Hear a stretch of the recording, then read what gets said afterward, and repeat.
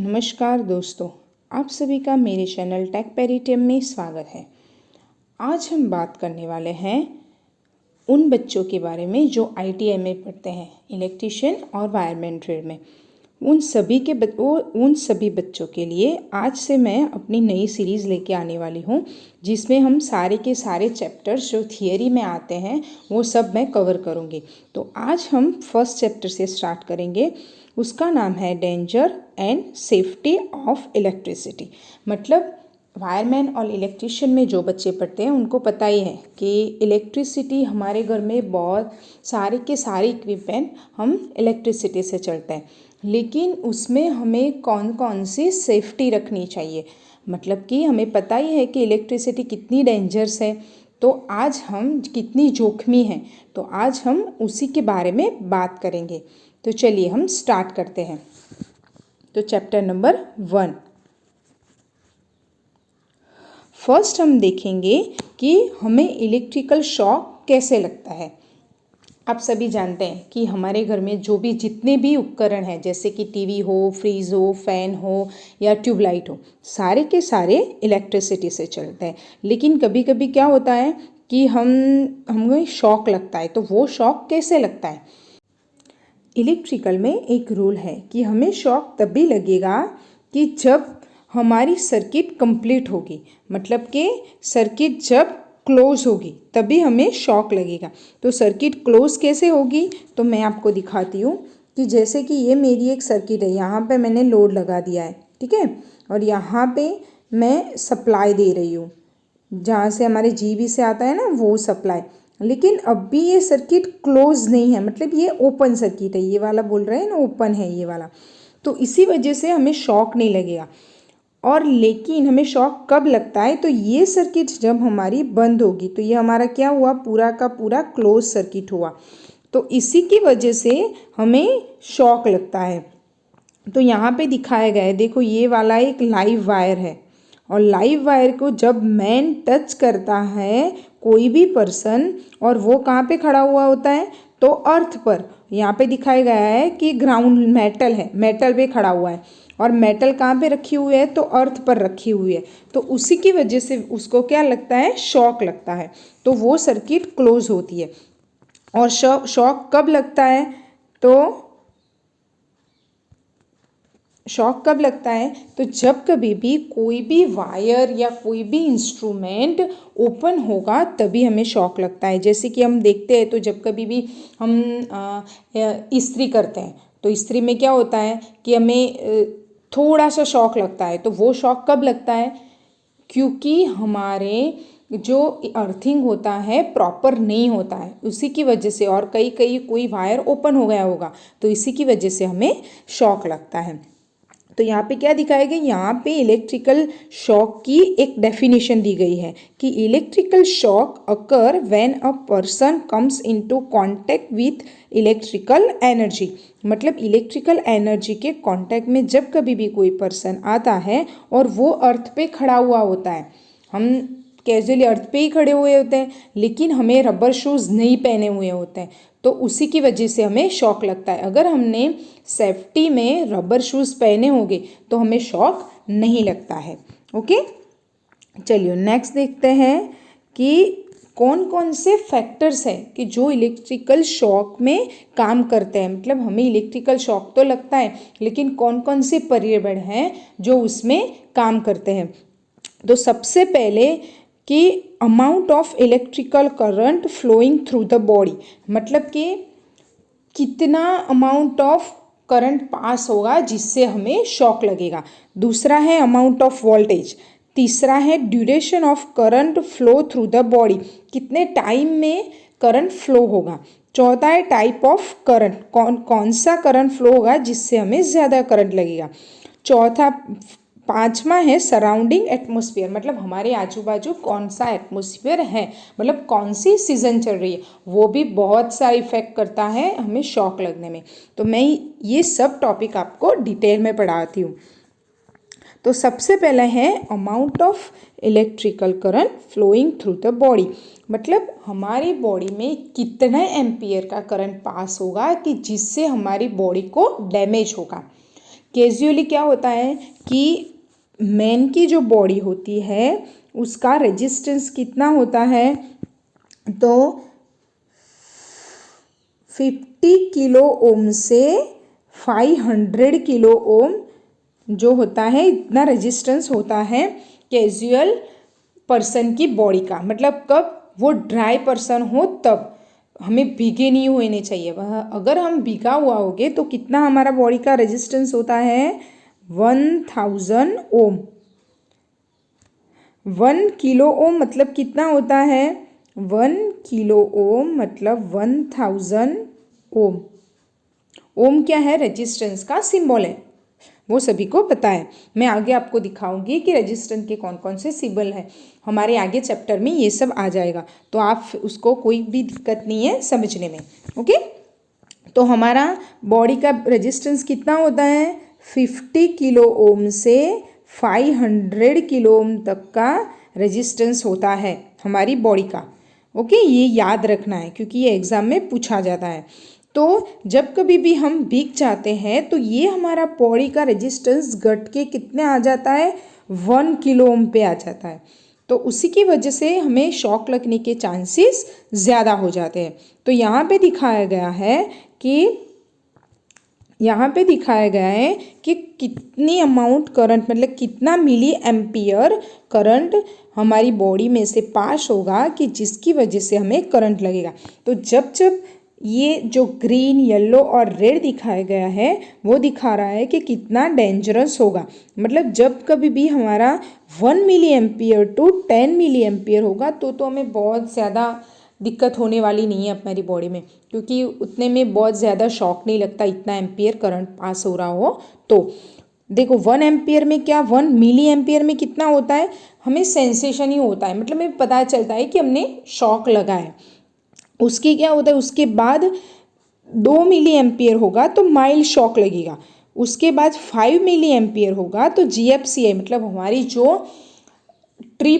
जो MCB हम बोल रहे हैं वो जहाँ पे लगाई हुई होगी वो ट्रिप हो जाएगी, क्योंकि MCB का रेटिंग होता है 5 milli ampere to 3 milli ampere में वो ट्रिप हो जाती है। वो सेफ्टी के लिए लगाया हुआ, क्योंकि उससे ज़्यादा करंट होगा तो पर्सन की बॉडी को डैमेज हो जाएगा। ओके, हम आगे चलते हैं तो उसमें क्या दिखाया गया, 10 मिली एम्पियर, 20 मिली एम्पियर, 30 मिली। जब 30 मिली एम्पियर होगा, देखो 10 मिली एम्पियर में तो कुछ नहीं होगा हमें, लेकिन जब 20 मिली एम्पियर होगा तो हमारे जो बॉडी के मसल्स होते हैं वो क्या होता है, थोड़ा कॉन्सेंट्रेट, मतलब स्ट्रेचिंग होता है, संकुचन होता है उसमें। उसके बाद 30 मिली एम्पियर, तो 30 मिली एम्पियर में क्या होगा कि हमें सफोकेशन होगा। सफोकेशन मतलब हमें सांस लेने में दिक्कत होने लगेगी। तो हमें पता चला गया कि हमें करंट लग रहा है और सांस लेने में उसमें दिक्कत होने लगेगी।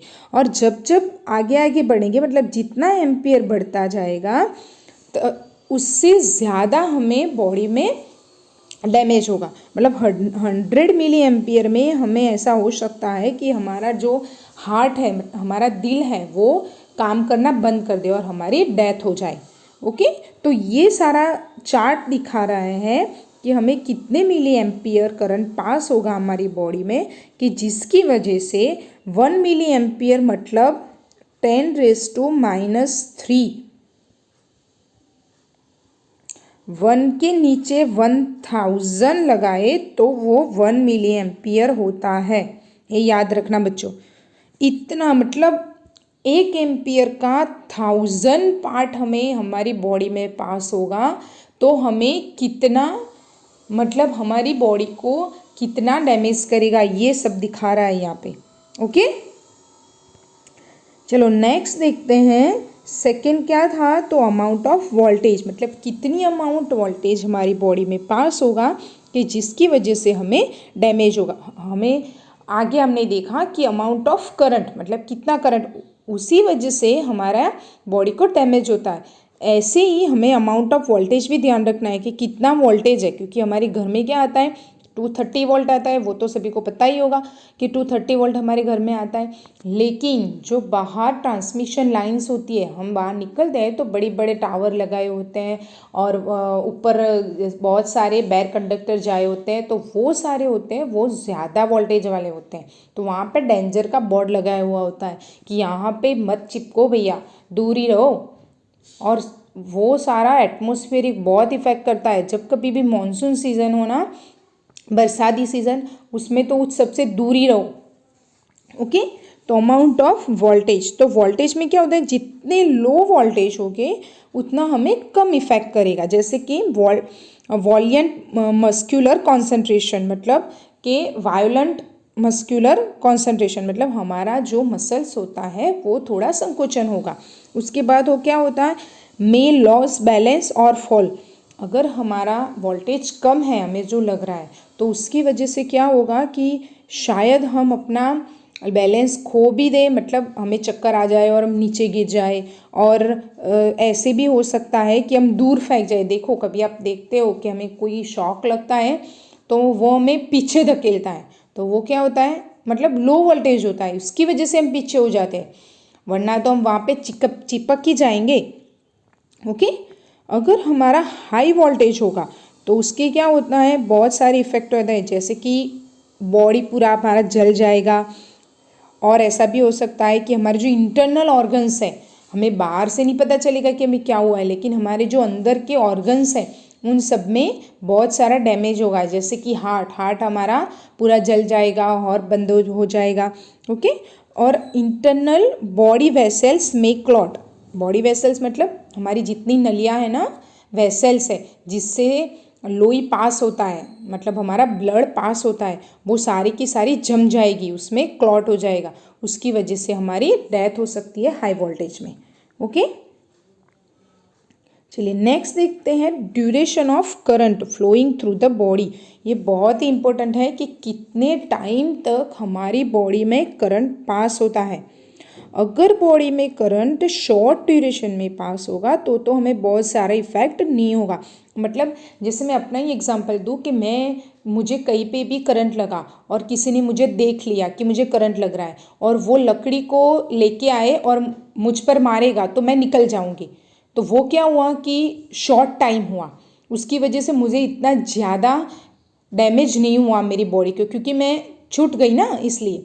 लेकिन हमारे बॉडी में करंट ज़्यादा पास होगा, ड्यूरेशन ज़्यादा हो जाएगा, तो उसे किसी ने नहीं देखा, मैं चिपक गई और किसी ने मुझे देखा ही नहीं कि मुझे करंट लगा है, तो क्या होगा, धीरे धीरे धीरे मेरी बॉडी के सारा का सारा ब्लड क्लॉट हो जाएगा और मैं धीरे धीरे बर्न होने लगूँगी। आपने देखा होगा बहुत सारे सोशल मीडिया में वो वीडियोस वायरल होने लगता है कि कोई बच्चा पास हो रहा है मानसून की सीज़न में और किसी ने पोल को टच कर दिया, तो वहाँ पे क्या होगा कि वो धीरे धीरे जलने लगेगा। किसी ने देख लिया तो ठीक है, नहीं देखा तो क्या होगा, धीरे धीरे वो जलने लगता है और पूरे की पूरी आग की तरह जल जाता है और पूरा खाक हो जाता है। तो वो बहुत इफेक्ट करता है कि कितने ड्यूरेशन तक हमारी बॉडी में करंट पास होता है, और सम टाइम तो डेथ ही हो जाती है। ओके, तो इसमें यही लिखा हुआ है कि कितने ड्यूरेशन तक हमारे करंट पास होगा। उसके बाद होगा कि टाइप ऑफ करंट, मतलब कौन से टाइप का करंट हमारी बॉडी में पास होगा कि जिससे हमें ज़्यादा इफेक्ट होगा और कम इफेक्ट होगा। तो दो टाइप के करंट होते हैं, एक तो एसी करंट होता है और दूसरा ये वाला एसी करंट है, दूसरा डीसी करंट है। ओके, तो एसी करंट में वैसे तो ऐसे कहा जाता है कि एसी करंट ज़्यादा डैमेज होता है डीसी करंट से। अगर हमें एसी करंट लगेगा तो हमें ज़्यादा डैमेज होगा डीसी करंट से। क्यों? क्योंकि एसी करंट में क्या होता है, फ्रीक्वेंसी होती है। फ्रीक्वेंसी मतलब आपको पता होगा कि हमारी इंडिया की फ्रीक्वेंसी कितनी है, 50 हर्ट्स। हर्ट्स क्या है, फ्रीक्वेंसी का सिंबल है। आगे मैं आपको अगले चैप्टर्स में बताऊंगी। तो हमारी इंडिया की 50 है, यूएसए की 60 हर्ट्स फ्रीक्वेंसी है। तो जैसे ये फ्रीक्वेंसी बढ़ती है तो हमें ज़्यादा करंट लगने का भय रहता है, मतलब जितनी हाई फ्रीक्वेंसी होगी उतना हमें करंट ज़्यादा लगेगा। तो एसी में कितनी होती है फ्रीक्वेंसी, 50 हर्ट्स होती है, लेकिन डीसी में 0 फ्रीक्वेंसी होती है।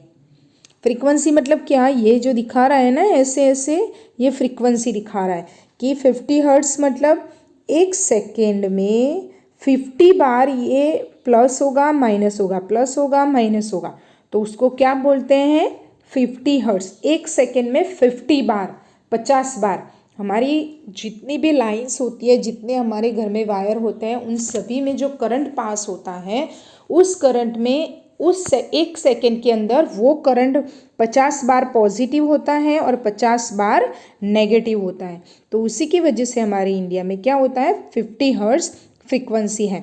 तो एसी में फ्रीक्वेंसी ज़्यादा होती है, उसी की वजह से हमें करंट ज़्यादा लगता है, और डीसी में फ्रीक्वेंसी कम है। लेकिन वो दूसरा फैक्टर भी है एक, कि जैसे कि हमें एसी करंट लगता है तो उसमें छूटने के ज़्यादा चांसेस है। कैसे, तो मैं आपको दिखाती हूँ कि ये देखो यहाँ पे पॉजिटिव हुआ, लेकिन एक पॉइंट है जहाँ पे ये ज़ीरो हो जाता है करंट, तो उस टाइम पे हमारे छूटने के चांसेस हैं कि हम छूट सकते हैं वहाँ पे।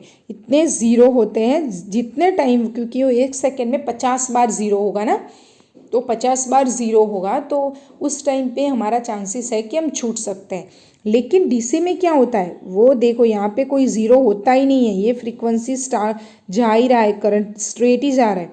तो जब कभी भी हमें डीसी करंट लगेगा तो हमें छूटने के कोई भी चांसेस नहीं होंगे, तो ये ध्यान रखना है। ओके, चलिए नेक्स्ट देखते हैं कि सराउंडिंग एटमॉस्फेयर, मतलब कि हमारे आसपास का एटमॉस्फेयर कैसा होना चाहिए। जैसे कि ड्राई प्लेस हो, दो ही सराउंडिंग होते हैं, जैसे ड्राई प्लेस और वेट प्लेस। वेट मतलब गीला, भीगा हुआ, जैसे कि मॉनसून सीज़न, बरसाती सीज़न, और ड्राई मतलब हमारा समर। ओके, तो ड्राई प्लेस में तो क्या होता है कि हमें बहुत ज़्यादा करंट नहीं लगता, क्योंकि हमारा जो आजू बाजू का जो सराउंडिंग एटमॉस्फेयर है वो, उसमें क्या होता है भेज नहीं होता है, नमी नहीं होती है, इसकी वजह से हमें करंट बहुत ज़्यादा नहीं लगता। अगर कि कोई वायर ओपन हो गया हो तब भी हमें करंट लगता है, इसकी वजह से इसकी इंटेंसिटी शॉक की कम होती है। लेकिन जब वेट प्लेस होगा, मतलब मॉनसून सीज़न होगा, तब हमें ज़्यादा करंट लगता है।